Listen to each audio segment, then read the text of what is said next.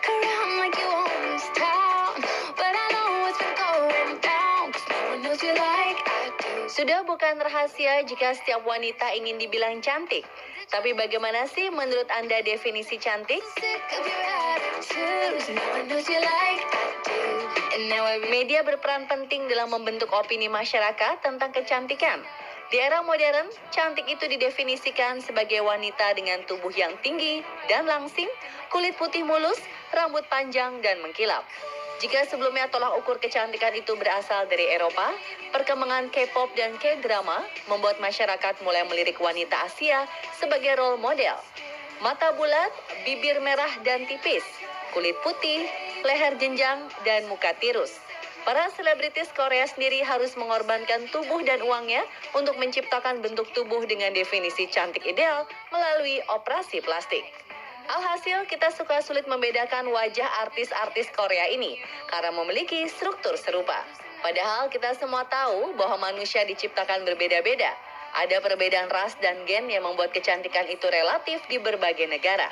Kulit manusia, bentuk rambut, dan struktur muka diciptakan beragam. Unsur-unsur ini yang membuat standar kecantikan di setiap wilayah relatif berbeda dengan wilayah lainnya. Belum tahu kan kalau ternyata di Afrika makin hitam kulit Anda, maka semakin mempesona di mata lelaki? Bahkan di masa sekarang, ketidaksempurnaan bisa berubah menjadi sebuah kecantikan yang mendunia. Berikut ulasan makhluk Tuhan paling cantik di berbagai negara versi on the spot.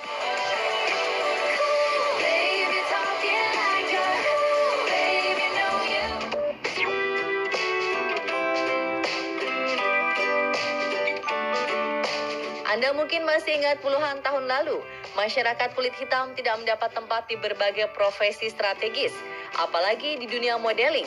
Masyarakat awam saja kerap memandang sebelah mata orang berkulit hitam. Ini juga yang dirasakan Nyakim Gatwech ketika pindah ke Amerika Serikat. Nyakim bahkan disuruh mandi lagi oleh teman-temannya ketika tiba di sekolah. Gadis asal Sudan ini kemudian menyadari bahwa dirinya berbeda dengan teman-temannya. Namun keadaan ini tidak membuatnya minder. Nyakim berusaha agar bisa selalu percaya diri. Nyakim juga mengikuti ajang fashion show di sekolahnya. Meskipun ditertawakan, dia merasa memiliki semangat ketika berjalan di atas catwalk. Aura positif ini justru menarik perhatian para pencari bakat dan memberinya jalan untuk terjun ke dunia model profesional. Kulit Nyakim sangat gelap. Bahkan jika dia memakai baju berwarna hitam dan ditempatkan di tempat gelap, Nyakim nyaris tidak kelihatan. Namun kulit yang sangat gelap ini ternyata menjadi unsur kecantikan khas ketika bersatu dengan aura positif yang ada di dalam diri Nyakim.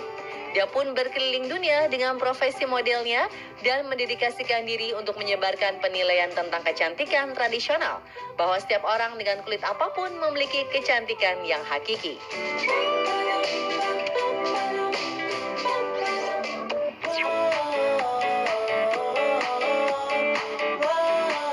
Jika Nyakim dibully karena kelebihan pigmen hitam, wanita yang satu ini juga mengalami perundungan karena kekurangan pigmen alias albino. Nastia Zitkova lahir dengan kondisi tubuh yang seluruhnya putih. Rambut dan bulu matanya pun berwarna putih. Dia satu-satunya di dalam keluarganya yang memiliki kondisi tubuh seperti ini. Menjadi berbeda dengan orang-orang di sekitar itu tidak enak. Setiap hari, Nastia harus mendengar ejekan dan sering dijuluki si muka pucat. Tinggal di Rusia dengan keadaan tubuh seperti itu bukanlah sebuah keberuntungan. Orang-orang Rusia selalu merendahkannya. Untuk mengembalikan kepercayaan diri anaknya, Ibu Nastia pun memutar film-film anime Jepang yang tubuhnya mirip dengan Nastia. Dari film-film ini, Nastia mulai terinspirasi dan percaya bahwa orang seperti dia punya kemampuan ajaib. Selain itu, Nastia memiliki mata yang indah. Jika kita perhatikan, ada warna pink terpancar dari balik bulu mata putih Nastia. Inilah yang membuat Nastia bangkit dan membuktikan pada dunia bahwa setiap orang cantik dengan keunikannya masing-masing. Nama Nastia mulai naik ketika dia melakukan cosplay karakter anime Jepang. Instagram yang bernama Kicker-chan pun mulai dibanjiri followers. Julukannya pun berubah menjadi Princess of Ice.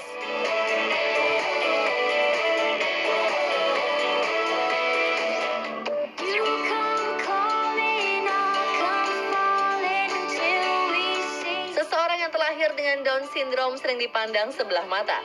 Namun tidak dengan Madeline Stewart. Dia punya mimpi yang tinggi dan ibu yang hebat. Roseanne Stewart, ibu Madeline mengetahui keinginan putrinya adalah menjadi model. Namun, proporsi tubuh anak Down syndrome umumnya tidak memungkinkan untuk menjadi model. Tubuhnya gemuk dan kurang tinggi. Roseanne tak kurang akal. Makanan Madeline benar-benar dijaga. Dia tidak boleh makan makanan junk food. Madeline juga rajin berolahraga untuk membentuk tubuhnya. Perubahan dan usahanya ini diunggah sang ibu di media sosial. Dari situlah akhirnya undangan untuk menjadi model berdatangan. Gadis penderita Down syndrome ini sudah menginjakan kaki di New York Fashion Week, Paris Fashion Week, London Fashion Week, runway Dubai, dan beberapa runway ternama dunia.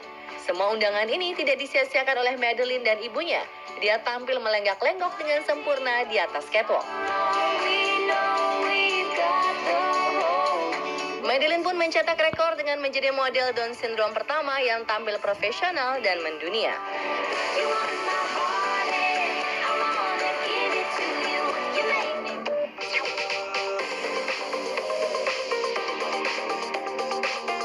Beberapa dari wanita mungkin bermasalah dengan alisnya.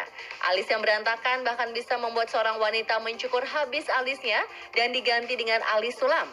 Hal yang sama dialami oleh Natalia Castellar-Calvani.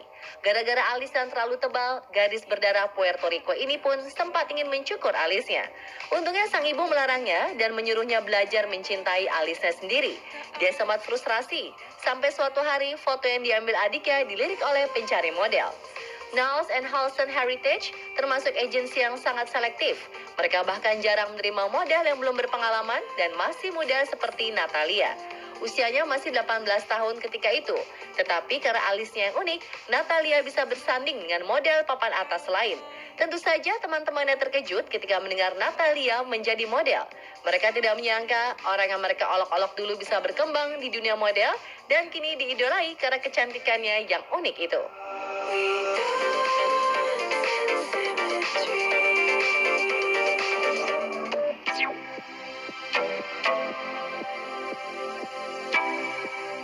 Seperti namanya, seorang supermodel haruslah sempurna dalam segala hal, mulai dari rambut, kulit, wajah, postur tubuh, hingga kesehatannya. Tidak jarang para model profesional harus bersiap-siap pensiun atau mencari usaha lain di usia 40 tahun ke atas.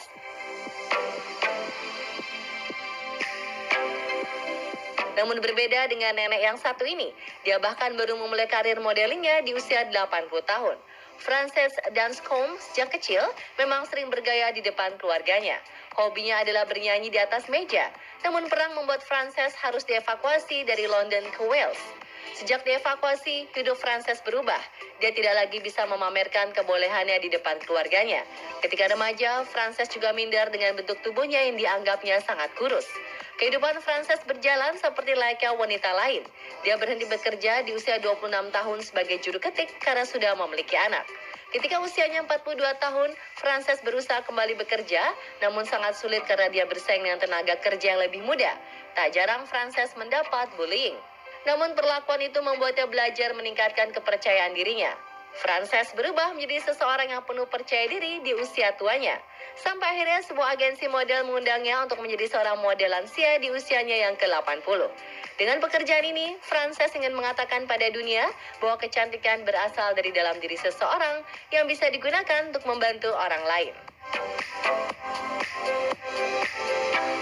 Pemirsa, telah makhluk Tuhan paling cantik yang berhasil dikumpulkan tim On The Spot. Jangan benci kekurangan Anda. Bisa jadi kekurangan itu membawa keberuntungan bagi Anda.